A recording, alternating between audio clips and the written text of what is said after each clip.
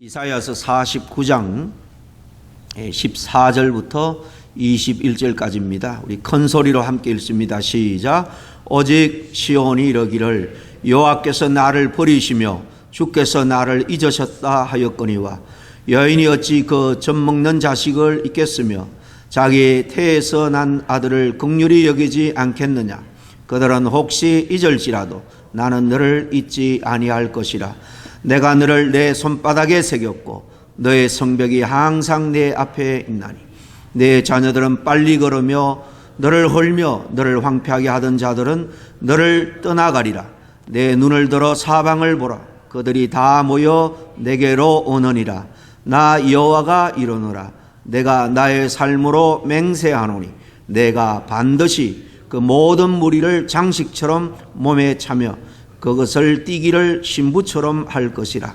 이는 내 황폐하고 적막한 곳들과 내 파멸을 당하였던 땅이 이제는 주민이 많아 좁게 될 것이며 너를 삼켰던 자들이 멀리 떠날 것이니라.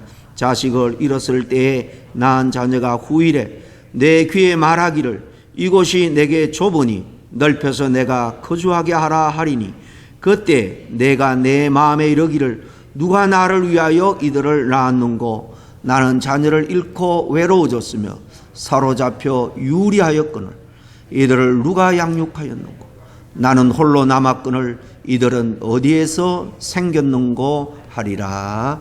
아멘. 오늘 손바닥에 새긴 사랑이라는 제목으로 함께 오늘 본문 말씀을 중심으로 하나님의 말씀을 상고하기를 원합니다. 이사야 선지자는 사실 남유다가 이스라엘이 멸망하기 약 100년 전에 북이스라엘이 멸망한 다음에 이 우시아가 죽던 해부터 선지자로 하나님의 계시를 받아서 활동을 했습니다. 오늘 이야기는 바벨론 제국에 있어 남유다가 그로부터 100여 년 후에 멸망되어질 일을 땡겨서 현실처럼 바라보고 사실 이사야 선지자가 예언하고 있는 말씀이에요. 그래서 본문 말씀을 읽으면 이게 지금 멸망당한 그때를 미리 예언으로 말씀하고 있는지 아니면 그 현실을 그대로 지금 경험하면서 말씀하고 있는지 착각을 일으킬 때가 있습니다.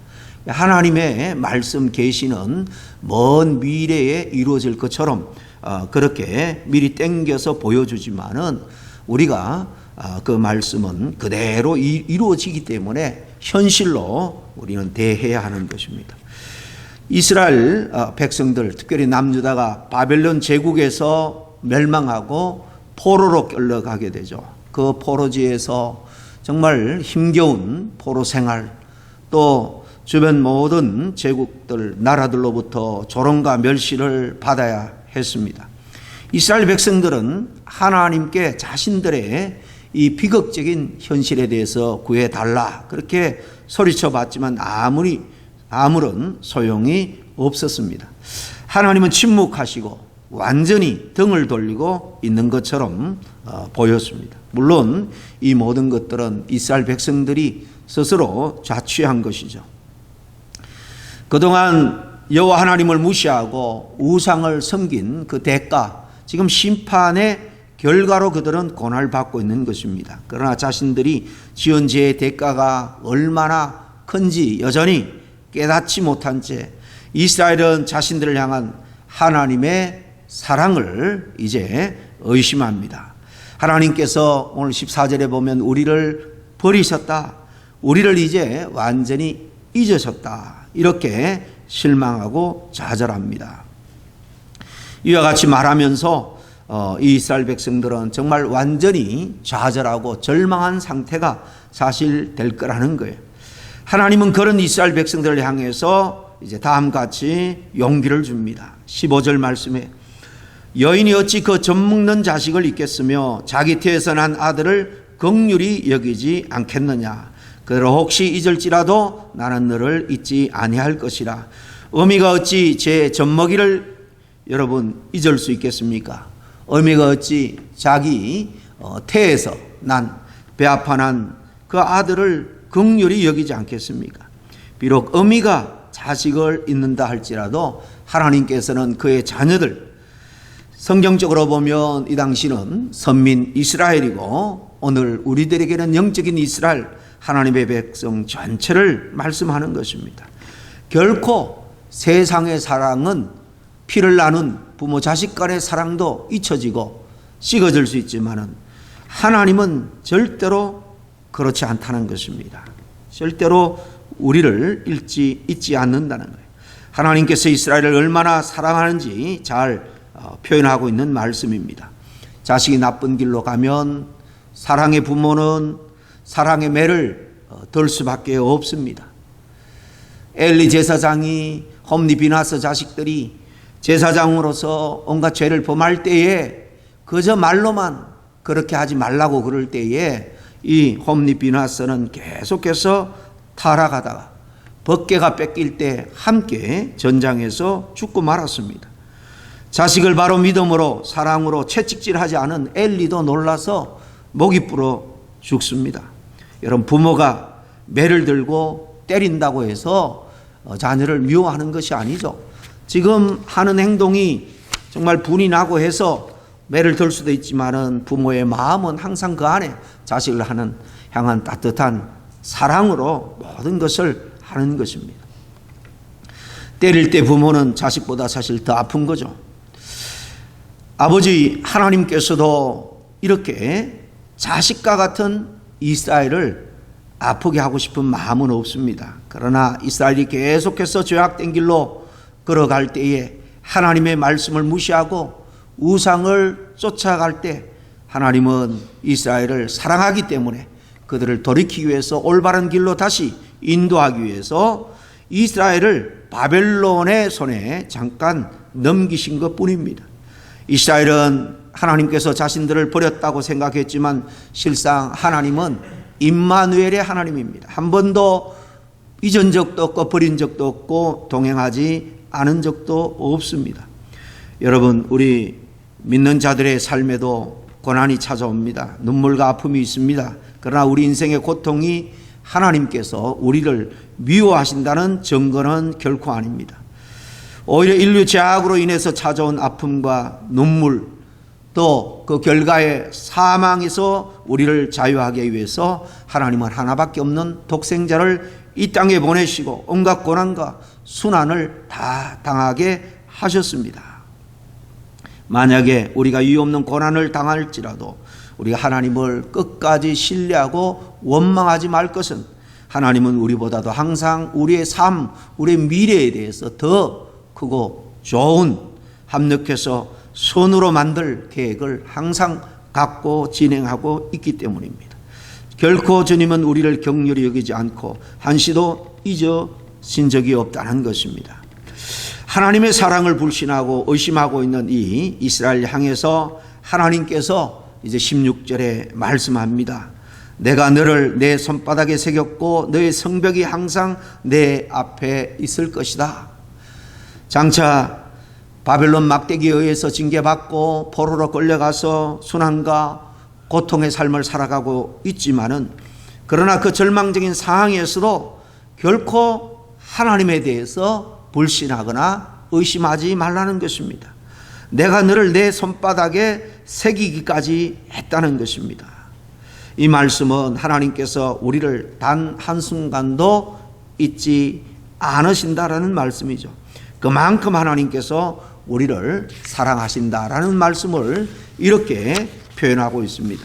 부모가 어찌 그 자식을 잊겠습니까? 혹 사람은 자기가 낳은 자식을 잊어버린다 할지라도 우리 하나님은 우리들을 절대로 잊어버리지 않습니다.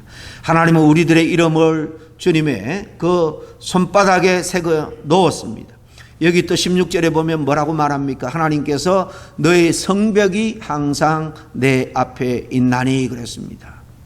성벽은 바로 예루살렘의 그 성벽, 성 전체를 말하는 것입니다. 이 예루살렘은 이스라엘 모든 백성들의 신앙의 중심지입니다. 삶의 근거입니다.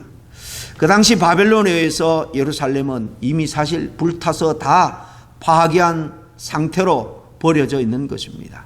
사람들은 예루살렘이 멸망했다, 그렇게 통곡하면서 슬퍼합니다. 그러나 하나님께서는 너희들의 보금자리, 너희의 삶의 중심 예루살렘 성을 내가 잊지 않았다는 것입니다. 내 관심은 거기에 있다는 것입니다. 사람들이 하나님께서 자신들의 삶에는 아무런 관심이 없고 우리의 삶의 중심 예루살렘도 해파한 상태로 지금 방치되어 있지만 전혀 하나님은 관심도 없고 돕지도 않으신다, 이렇게 원망할 것이지만, 그러나 그런 생각이 들 때 그것은 내가 주는 마음이 아니라 바로 악한 마귀 사단이 주는 마음이고 거짓말이라는 것을 알라는 것입니다.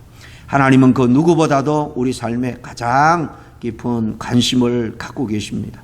하나님께서 특별히 이 바벨론의 포로 잡혀간 이스라엘을 다시 예루살렘으로 돌아오시겠다 약속을 하시죠. 그 약속이 오늘 17절에 이렇게 기록합니다. 내 자녀들은 속히 돌아오고 너를 헐며 너를 황폐하게 하던 자들은 너를 떠나가리라 그랬습니다. 오늘 이 말씀에 다시 너희들을 내가 회복시키겠다, 다시 인도하겠다 약속하고, 너희들의 대적, 너희들의 그 징계의 채찍으로 내가 쓴 바벨론, 그들도 여전히 우상을 섬기고 세속적인 삶을 살아가고 있기 때문에 그들도 내가 심판할 것이라는 것입니다. 하나님의 사람, 하나님의 교회가 세상으로부터 핍박을 받고 어려움을 당하고 오히려 세상이 잘 되는 것 같이 보여도 우리가 부러워할 것 없는 것은, 결국 하나님은 이 대제국 바벨론도 하나님의 뜻대로 하나님 앞으로 돌아오고 하나님의 말씀대로 살지 않으면 결국 그들도 심판받을 수밖에 없는 거예요. 그러나 회복의 기회, 다시 하나님의 사랑을 얻을 기회는 바로 믿음 안에 있는 영적인 이스라엘인 것입니다.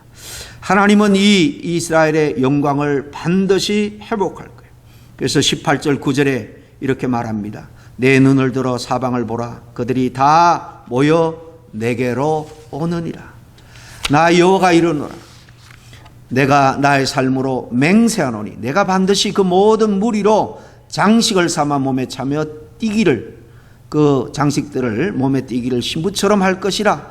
대저 내 황폐하고 적막한 곳들과 내 파멸을 당하였던 땅이 이제는 거민이 많음으로 좁게 될 것이며 너를 삼켰던 자들이 멀리 떠날 것이니라 그랬습니다. 바벨론의 공격과 또 방화로 인해서 그 땅은 다 파괴되고 황폐한 상태로 있습니다. 그러나 이제 흩어진 주의 자녀들이, 주의 백성들이 이스라엘로 돌아오게 되는데 19절의 말씀처럼 황폐하고 파멸을 당했던 그 땅에 거주민들이 돌아올 것인데 그들이 그할 처소가 오히려 좁을 지경이다라고 말합니다.